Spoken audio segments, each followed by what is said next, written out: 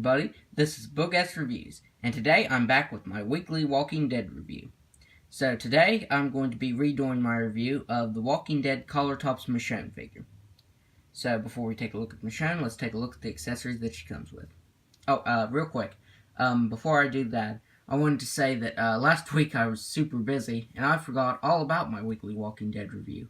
I was supposed to review Michonne last week, but by the time I remembered, it was like 11:50 at night on Sunday, so I just saved it for this Sunday. So now, let's take a look at the accessories that Michonne comes with. Two of the accessories are already shown right here. So she comes with her base, which is pretty much the standard base. You do have to have her on that if you want her to stand, because she's kind of in an awkward pose, so she'll just tip over. I'll show that. She won't stand up for anything. She just keeps falling over. So, let me put her back on her base there. That's another reason I was wanting another Michonne, like a new Michonne. One that had definitely a better pose. And, one that was in... Well, honestly, they probably could have just redid this look. Just gave her more articulation. But as far as I know, the Walking Dead color tops have been canceled, like indefinitely at this point. So for her next accessory, she comes with her sheath for her katana, which looks very nice. It has some nice paint detail to it. It has some sculpting detail too. And there's a little bit of white that was down here. It's not supposed to be, but it doesn't bother me. It looks really nice. So, I was trying to take it off, and I realized I'd probably have to take this off and pop her head off. So I decided just to leave it on for the review, you know. So it would be much easier just to show it on her. Another reason is if I took it off, it would probably take a lot to get it back on. So that's another reason why I just left it there. And for her final accessory, you probably already guessed what it is. It's her katana. And it looks very nice. It's got some great sculpting detail on the handle here, as well as a wash of black over it. And they even got the symbol that's in her sword right here at the base of the sword, I guess you'd say. It's supposed to be like a hazmat symbol, but they ended up making it something different. And I never even noticed that before. I was looking for it before this review, and yes, they actually sculpted that in there, so that's awesome. So, you can put it in her hands, of course, but the reason you don't want to take it out is because she's posed like that. I mean, you can have her posed like that, but, yeah, her sword doesn't even go in the sheath. Like, it'll go in it, but the hole right here is only sculpted down to here. So you can't even put it in the sheath. So she's kind of like Rick. She's battle pose. She's only meant for one pose. And let me line her arms up here. There. So that is how she is meant to be posed. Which, if you look at it straight forward, it looks really funny. Like, from the side, it doesn't look as bad, but when you're looking at it like that, it looks really funny. So I would really like it if they just redo this with more articulation, like ball-jointed shoulders and the ratchet arms and swivel wrists. Honestly, I think that, and they probably have to redo the torso so she wasn't in this kind of a pose, and probably redo the head. Because her hair is draped over her shoulder, like she's meant to look one way. So they'd probably just have to redo from the torso up. I'd be fine with that. They wouldn't have to do anything with the legs, just with the torso. So now, let's take a look at her head sculpt. So, for the head sculpt, it looks so much like Denai Guerrera. I think it looks more like Denai Guerrera than Rick looks like Andrew Lincoln. Like, it looks like him, but like only from certain angles. But this definitely looks like Denai Guerrera. And her bandana there. Also has some nice paint detail to it. I think it was probably just black like her hair, and then they just painted over it. So yep, that looks pretty awesome.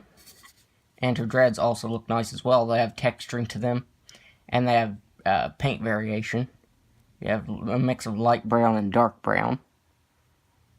And it looks really awesome. But as you can see, it's draped so that her sheath right here is in between these two dreads right there. So if you move it, it's going to mess everything up. Plus, she's... I wonder if I can get her to look kind of... Yeah, she's going to be doing that weird number if you move her head, so that's not good. And her shirt is like a cream collar, and it's brownish right here from where she sweat a lot. And then it has a blood stain right there, which I thought was really awesome, because that actually looks pretty realistic. Like, you know, in that Georgia heat, I'm sure you would sweat that much. And then there's her vest, which has really nice paint detail to it. It has a little bit of texturing as well, but not too much. But it looks really nice. And so does her belt. It has the little gold dots there. And the buckle came out pretty clean. I think a few of these dots missed their mark. Well, I think all of them right here did. But, you know, for the most part, if you have it back here, that's not what you're going to be looking at. You're not going to be paying attention to the belt and not see that all the dots aren't placed perfectly. And then there's her pants.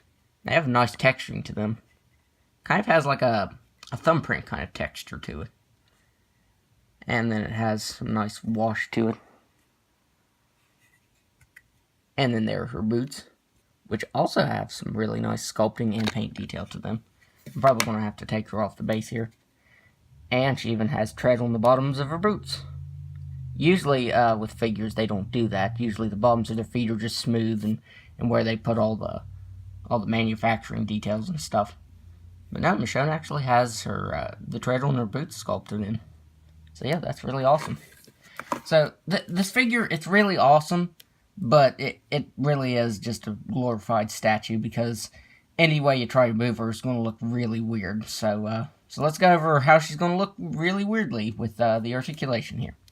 So she has a ball-jointed head that can only really swivel just side to side, and she can kind of just... she really can't even move side to side, or side to side this way. It's really just side to side that way, really. It's a real minor kind of joint. Even though it's ball-jointed, I do know that it's ball-jointed, but you really can't move it because of how her hair's sculpted and how the sheath lays. She has swivel in both arms that just swivel up and down. But as I said, if you take the katana out of her hands, she looks really stupid. She looks like she was dancing and then she just froze. Like all of her muscles froze simultaneously, like in mid-dance. Like, she kind of looks like she was just dancing and then just froze and fell over. So that's what it looks like if you try to move her arms. So, you know, just leave them like this so that it looks normal and she doesn't look weird. Let me get this back in here now. There. She has swivel at the waist, which it also looks weird if you move it because you have this extra room right here. So you can't do that, but her jeans look way too big on her. They look like 3 sizes too big, like she's swimming in them. And she has swivel hips. Says she can do that. Imagine seeing this running at you. That would be horrifying. I would run. Like, the sword wouldn't even scare me. It'd be the weird leg thing running at me that would scare me. So, yep. The articulation is pretty bad.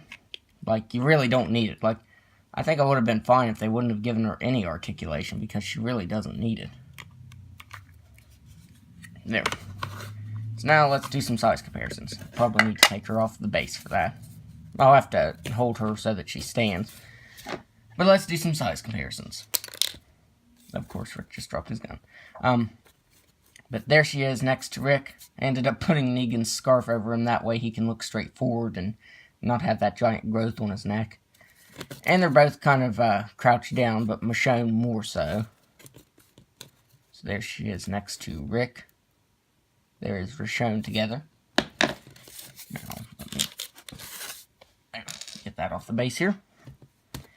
And then here she is next to Carl, who kind of wants to stand 50-50. He'll stand half the time and Half the time you won't. It's just 50-50.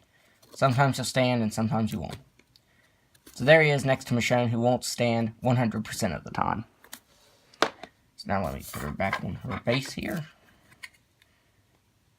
So overall, I really like the figure, but it doesn't need the articulation. Like, there is literally no point to the articulation. Like, she could have had no articulation and still been fine. Because any way you move it, it's going to look funny, you know? So, I like it as long as you leave it in this pose. So, that's my review. If you like this review, be sure to hit the like button and subscribe to my channel. Thanks for watching.